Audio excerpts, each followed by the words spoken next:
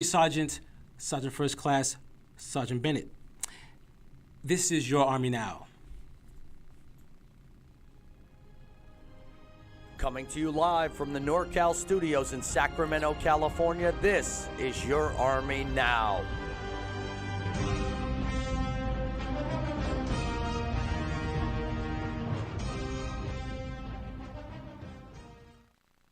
We made it. We made it. We made it to episode 2. We survived. First thing I'd like to do is thank all the people that was here yesterday. Thank you for our inaugural episode. As you can see, I am Sergeant Bennett, and I am sitting in for Command Sergeant Major Nelson. He is off doing Sergeant Major things. The Army is the Army, so the Army still has to go on. So I'm sitting in for him today. And also, for all the new people that's viewing today, thank you for coming. Hopefully you will stick around, and we have a great show for you today. So yesterday, a lot of people asked about the YouTube connection. If you want to check us out on YouTube, if you look right below us here in the first comment section, you will see that there is a link to the YouTube channel. So you just click on that link, and I want you to bookmark that link to your computer so that in the future you can check us out on YouTube. All right, and the next thing I want to talk about is I want to make a little correction that we had yesterday. We had a little snafu yesterday.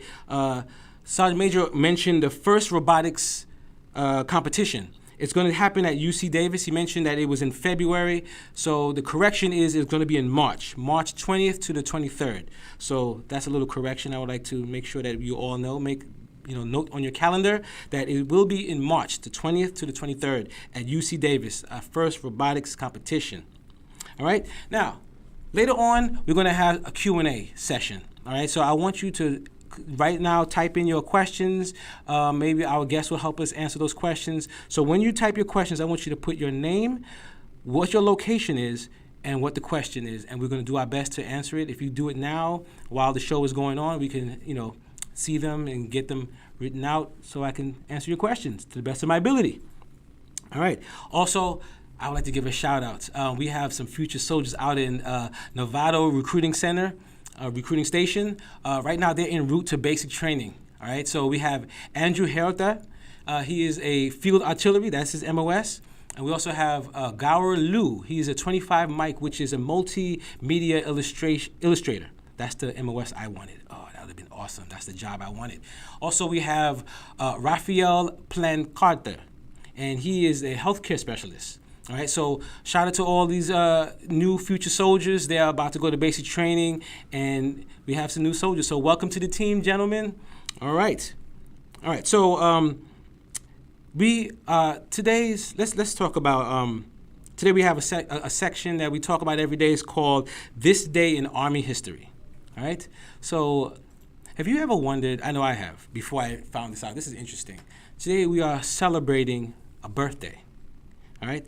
You ever wondered what is the history of the Jeep, the Army Jeep? I always wondered this.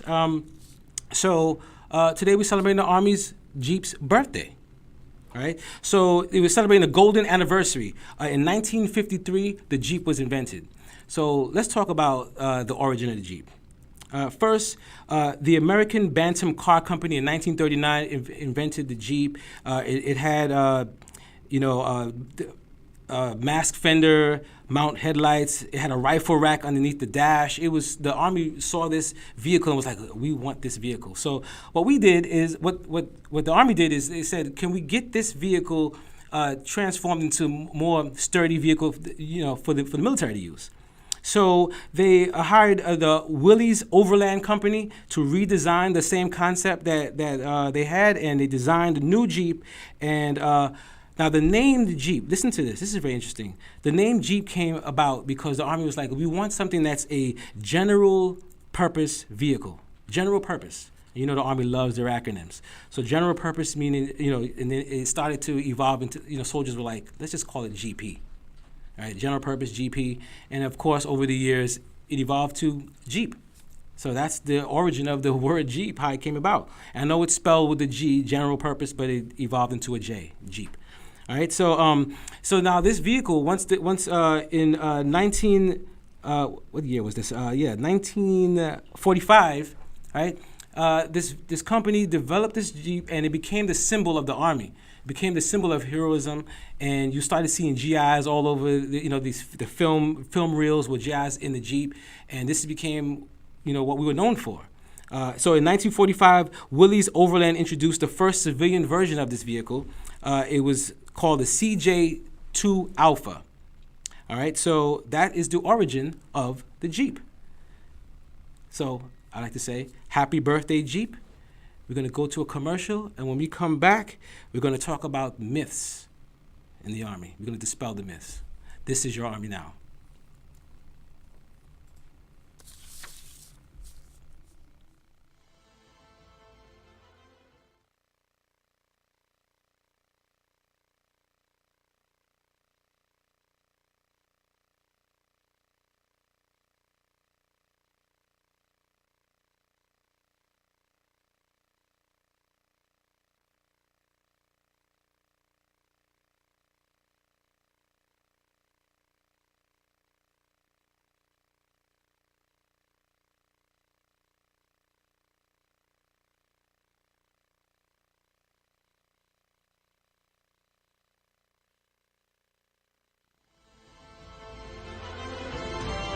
Army Now. If you're still here, thank you for sticking around. All right? Again, if you're just tuning in, my name is Sergeant First Class Bennett, Army Sergeant First Class Bennett.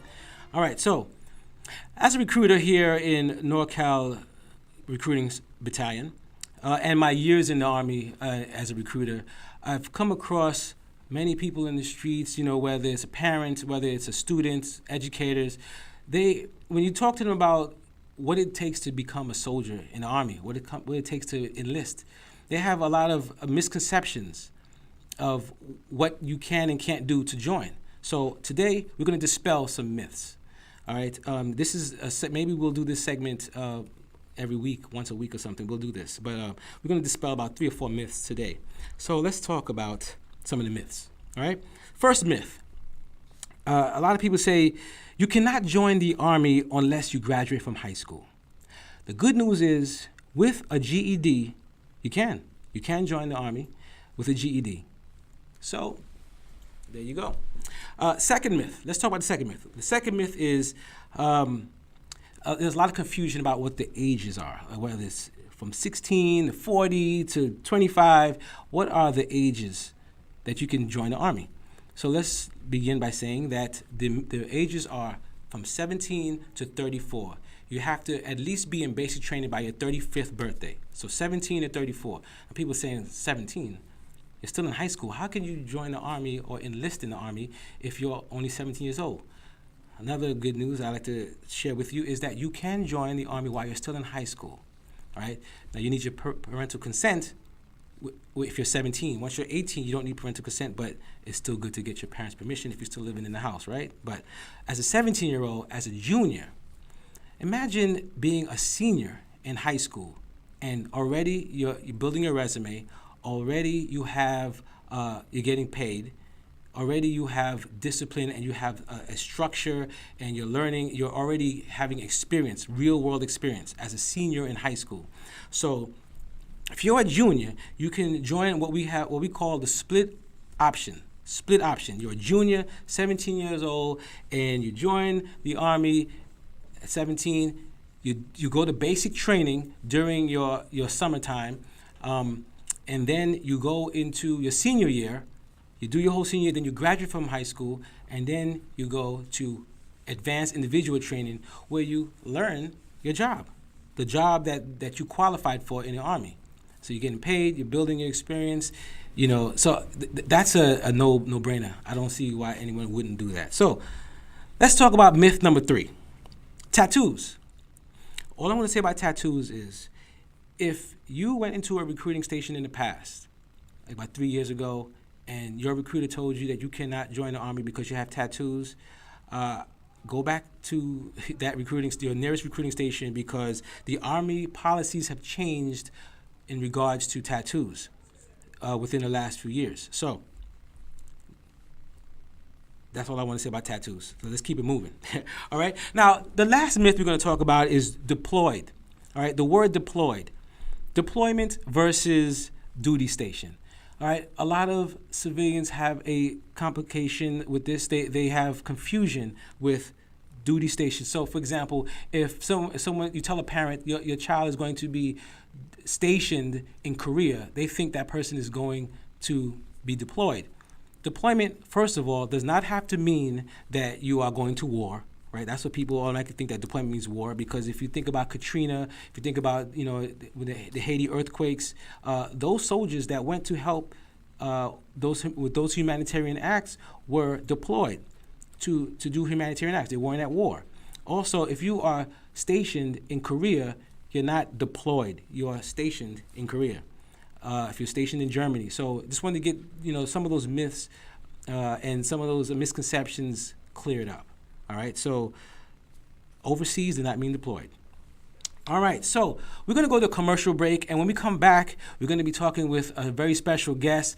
Please come back. You're going to love this. So on the other end of this, we'll talk to our guests. This is Your Army Now.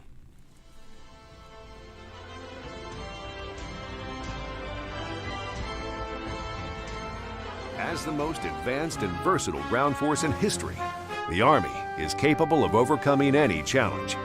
But beyond our weapon systems and technology lies the true strength of the United States Army, the heart and soul of the American soldier. It's that heart and soul that's allowed us to be victorious for over 243 years, no matter the foe. Learn how you can be trained in one of 150 careers and potentially earn up to $40,000 in bonuses if you qualify. If you think you have what it takes to join our ranks and become something bigger than yourself, visit GoArmy.com or your local recruiter to learn more.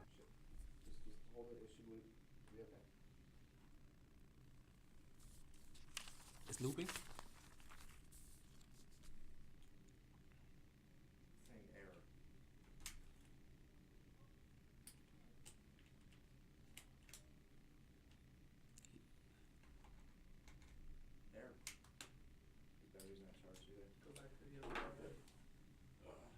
Just write something. We're blank. Yeah, no, you're fine. We're not losing anybody. How many views we have?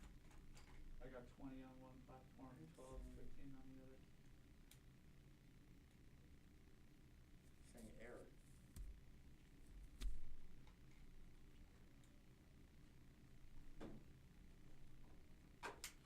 I got it. Never seen that. This all day long. We gotta do this thing earlier. You drained the power? You drained it? No, the battery's fine, but it's when it's in here, it's saying error on the camera. Yeah, but if you do it earlier, it's like no one's gonna see it.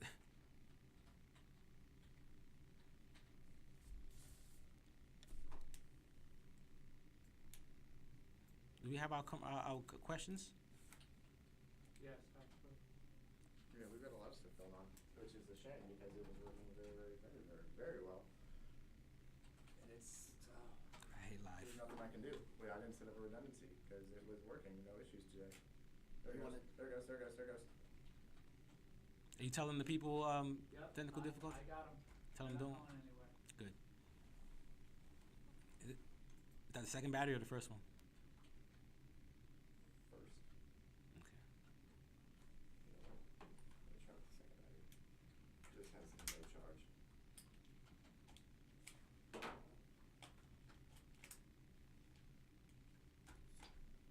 How did we not charge the batteries? Oh, we were draining it today. We're draining them. Yeah. And I mean, they are charged. They were charged. This one kills batteries like no one's business. Don't know why. Don't know how. Well, you should have got a Canon, had Nikon stuff. This one has a dead battery too. Both the batteries are dead. So we done? No. We're good.